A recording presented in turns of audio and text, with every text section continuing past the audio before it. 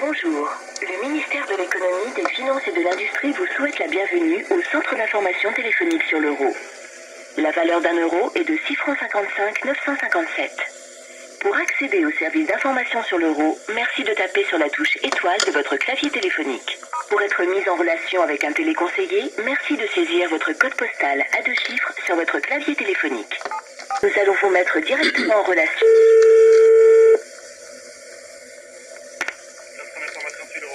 Ah, allô? Allô? Bonjour monsieur. Je vous entends très très mal là. Là, ça va mieux? Non, non, ça va mieux là un petit peu. Vous pouvez pas me mettre plus fort? C'est au maximum, monsieur. Je vous ai appelé au début de l'année. Alors je sais pas si c'était vous, l'opérateur sur qui j'étais tombé, mais en fait en 2 mots je lui avais dit que je comprenais rien à l'euro et maintenant vu que l'euro arrive dans 100 jours, ben je comprends toujours rien. Avez-vous reçu le guide officiel du passage à l'euro, monsieur? Oui. Mais en fait quand je dis que je... Vous l'avez lu? Vous l'avez parcouru, ce guide? Oui, un petit peu, je l'ai feuilleté. Oui. Mais en fait, ce que je comprends pas, en fait, c'est... j'ai un peu de mal à m'exprimer, là, parce que j'ai travaillé toute la semaine, je suis très, très, très fatigué.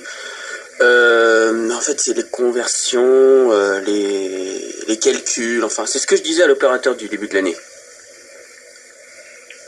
Monsieur, Oui. les conversions sont normalement très bien expliquées dans le guide officiel du passage à l'euro. Ah bon, moi, j'ai rien compris. Déjà que moi, en calcul mental, c'est 1,5 de moyenne. Pardon? Moi, en calcul mental, c'est 1,5 de moyenne, en fait. Mais c'est à la portée de n'importe qui de prendre une calculette et... Ouais, je me suis fait battre par un gamin de 6 ans la dernière fois.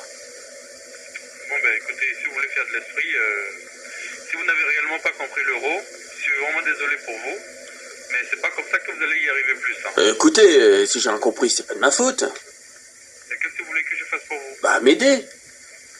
Posez votre question. Qu'est-ce que vous souhaitez? Qu'est-ce que vous voulez que je fasse Bah, pour vous? comment faire pour comprendre? Faut savoir si votre cas il est désespéré ou pas. Vous me traitez de demeuré, quoi. Je ne vous traite pas de Ah non, non, non, moi, je prends ça pour une insulte, moi, monsieur, écoutez. Non, Non, non, c'est intolérable, je suis aberré, là. Vous savez ce que je veux faire? Oui? Vous savez ce que je peux faire pour vous? Oui? Je peux vous donner le numéro de téléphone de l'INRAC. Allez-y, hein, je vais prendre de quoi noter. Allez-y, je vous écoute, monsieur.